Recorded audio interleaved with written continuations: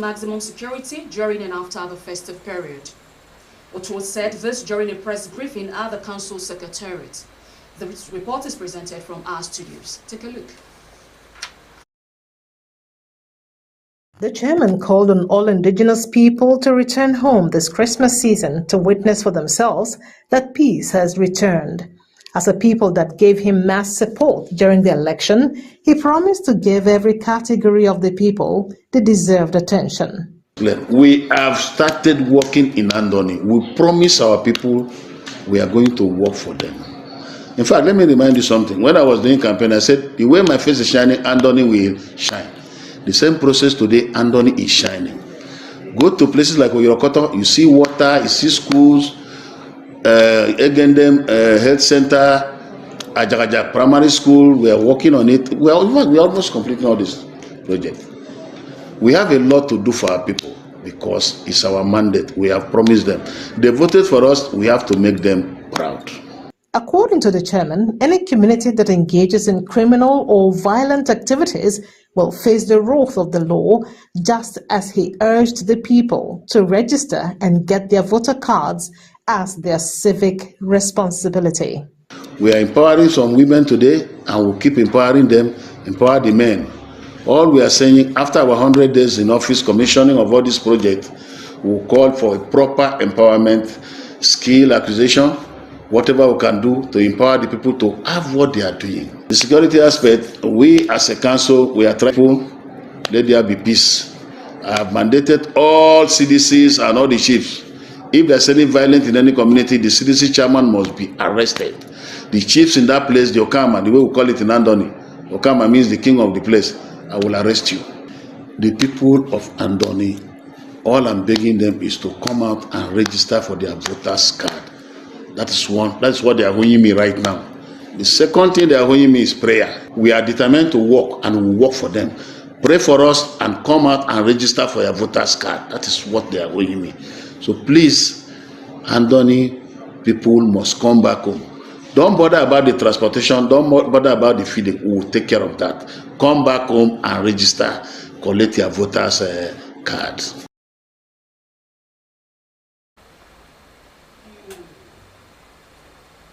President Bola Tinubu has ordered security and intelligence agencies to immediately rescue the 25 female students abducted during an attack on Government Girls Comprehensive Secondary School, Maga in Kebbi State. Gunmen invaded the school in the early hours of Sunday, killing Vice Principal Malam Hassan Makuku as they whisked the girls away. The Vice Principal Makuku was shot while attempting to shield the pupils. The attack, which occurred in Danko Wasag local government area, threw the community into deep mourning. Minister of Information and National Orientation Mohammed Idris announced the president's directive for a high-level rescue operation. Meanwhile, President Bola Tinubu had highlighted area investors could explore in aviation to plow their resources for good returns, urging players in the air travel ecosystem to imbibe collaboration, especially with operators in the private sector.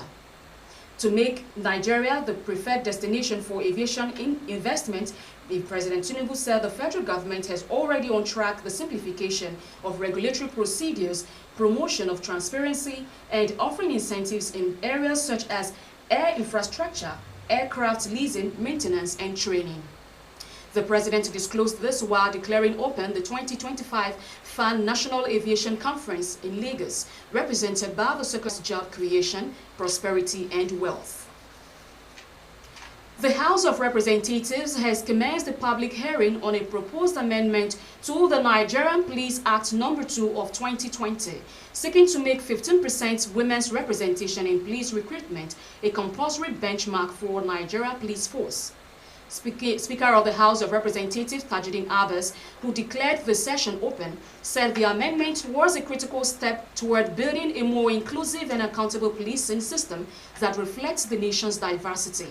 He noted that the police had, for decades, operated with a disproportionately low number of female officers, especially in command positions.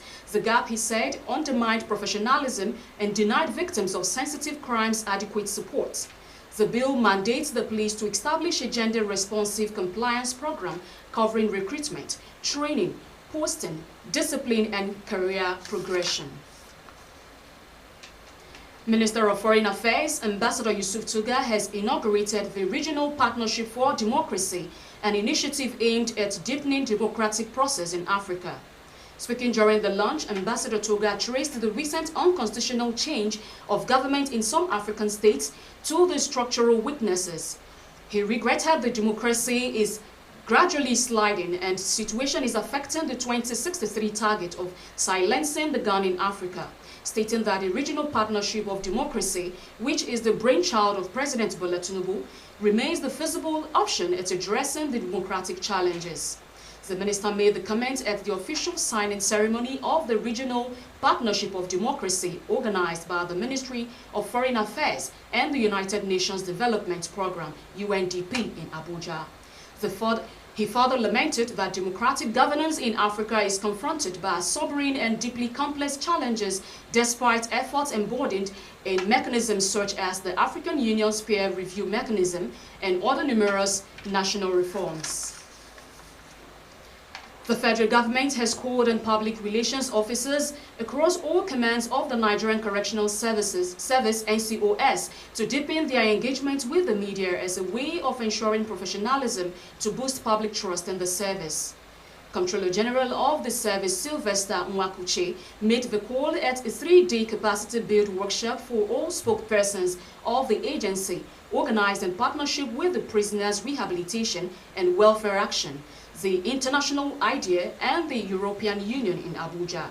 Nwakuche noted that an effective, professional and equality interaction with the media will not only foster greater public trust, but will help the NCOS fully realize its constitutional mandate. He stressed that public relations is now a cornerstone of the ongoing transformation within the NCOS, emphasizing that the timely nature of the training as the service undergoes comprehensive reforms, as NCOS seeks to boost professionalism, strengthen public trust, and improve communication across all commands. Do you love and care about Rivers State and her peace? Let's build and take her to greater heights. This is the task we must accomplish. Ahead of the news, Tanzanian President Suluhu appoints daughter son-in-law to cabinet, and U.S. President Trump's plan for Gaza backed by UN Security Council. These and more after the break. Stay tuned.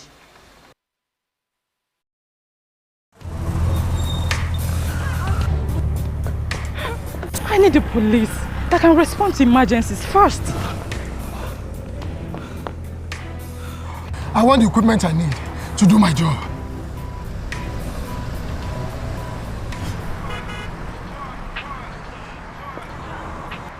I want a police that won't harass or arrest me for no just reason.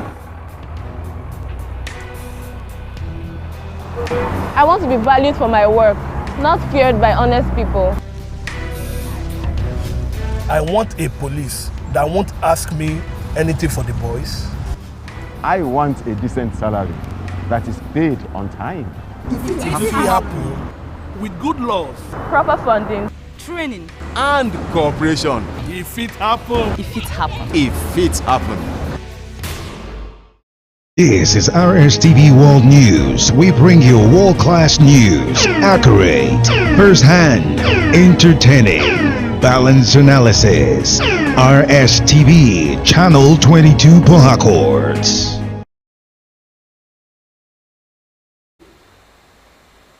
You're welcome back. Now to the rest of our news stories. The federal government has commenced a nationwide diabetes screening and capacity building program using locally manufactured diabetes diagnostic kits. Speaking on the development, the National Desk Officer Diabetes of the Federal Ministry of Health, Dr. Alayo Sokwenko, described diabetes as one of the fastest growing health burdens in Nigeria, emphasizing the urgent need for early detection and monitoring. Alade Tosin has the details.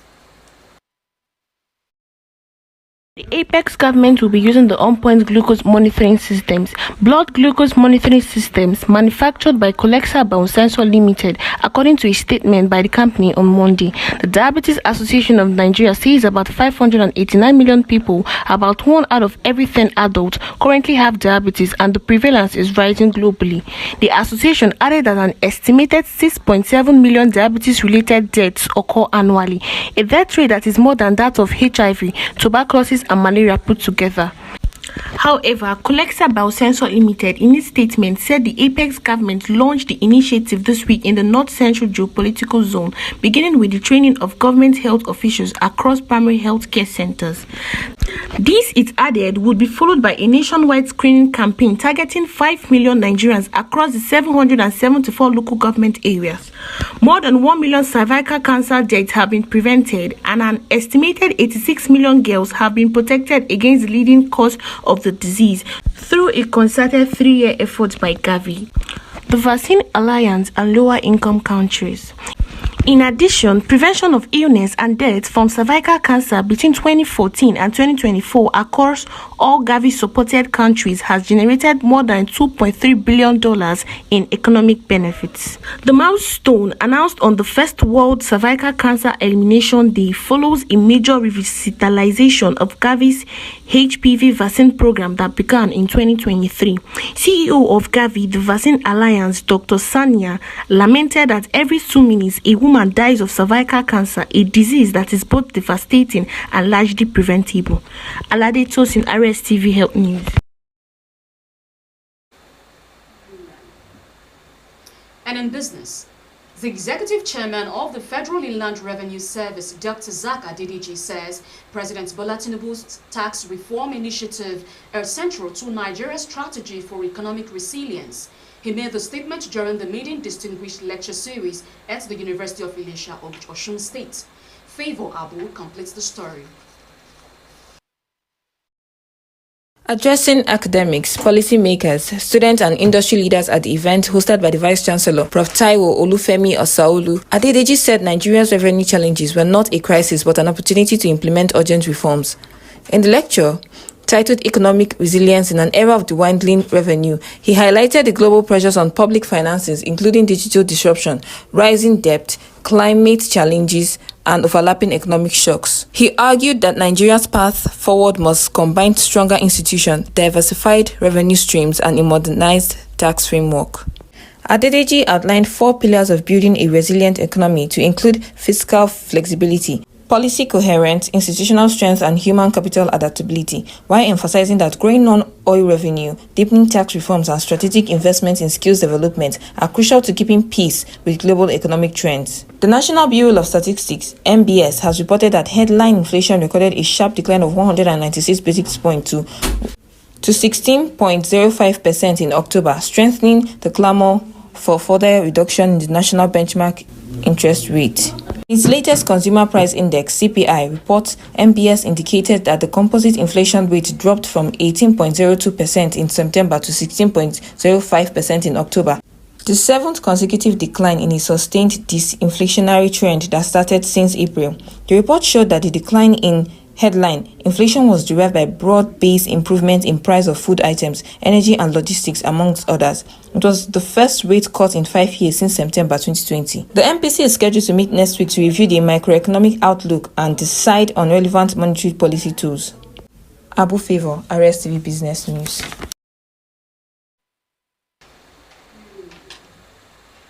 Moving on to foreign scene. Tanzanian President Samia Suluhu Hassan has appointed her daughter and son-in-law to key government positions. In a televised address from Chamwino State House in Dodoma, President Hassan announced 27 ministers and 29 deputy ministers. Let's join Ruth as she tells us more. In the address, her daughter Wanu Hafid Amir will serve as Deputy Minister of Education, while her husband Mohamed Mchengewa takes over as Minister of Health. 7 senior officials from the previous cabinet were replaced in the reshuffle. Wanu 43 represents Makanduchi constituency in Zanzibar, and Mchengewa 46 is the lawmaker for Rufiji constituency in the Pwani region. The cabinet also includes Ridwani Kikwete, son of former President Jakaya Kikwete, as Minister of Public Service Management and Good Governance. Aid agencies have reiterated calls for Israel to allow more tents and urgently needed supplies into Gaza after the first heavy winter rainfall, saying more than 250,000 families need emergency help with shelters. With a majority of the population displaced by 2 years of a devastating war, most Gazans now live in tents, many of them makeshift. They have been clearing up after widespread flooding. Diseases could spread as rainwater has mixed with sewage water. According to the Norwegian Refugee Council, which has long led the shelter cluster in Gaza, made up of some 20 non-governmental organizations, NGOs, about 260,000 Palestinian families are in need of emergency shelter assistance, lacking the basics to get through winter. Meanwhile, the UN Security Council has voted in favor of a US-drafted resolution that endorses US President Donald Trump's 20-point plan for Gaza. Included in the plan is the establishment of an International Stabilization Force, ISF, to which the US says multiple unnamed countries have offered to contribute. The resolution was backed by 13 countries, including the UK, France, and Somalia, with none voting against the proposal. Russia and China abstained. A spokesperson for UN Secretary General Antonio Guterres says adopting it was an important step in the consolidation of the ceasefire. Hamas has rejected the resolution, saying it fails to meet Palestinians' rights and demand. Ruth Friday, Rstv Foreign News.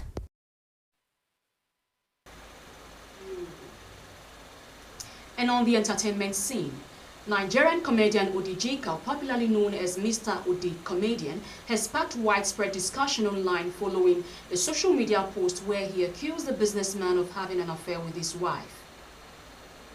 Udi took to his social media platform to call out the businessman identified as Ultimate Frank Oko, alleging that he had been involved with his spouse. Winnie Benson tells us more. In a post that quickly went viral, the comedian hinted at the end of his marriage, telling Ultimate to take his wife as his third. Ode also shared a video in which his wife admitted to having a past relationship with a businessman. She explained that she had reconnected with him during her marriage due to a prophecy she had received. The same man he posted on Facebook that he tagged that he has been sleeping with me happens to be my boyfriend. I started dating him in 2012. We dated. He was the one that saw me through school. He put me in a handwork. He was the only man I was dating as of then. We dated. Every member of my family can testify. When I mean every member of my family, most of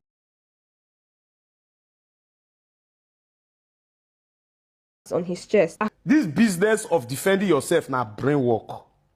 I don't look his size. See, he get the way he could call. Now pay my face, now rush him. In where would they free space? Me now they confine space.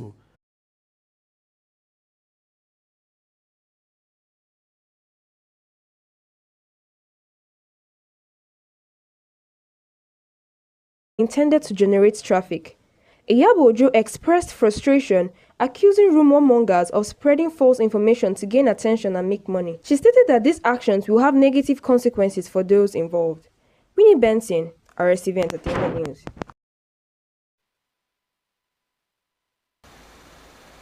And in sports, Rumo Dunwere and Rumo Dani communities kickstarted the annual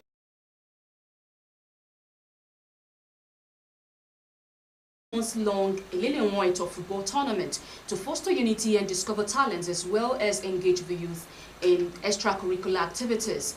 Gaspar Anile, who covered the event, reports that this year's tournament was tagged Ilele Nwaito Football Association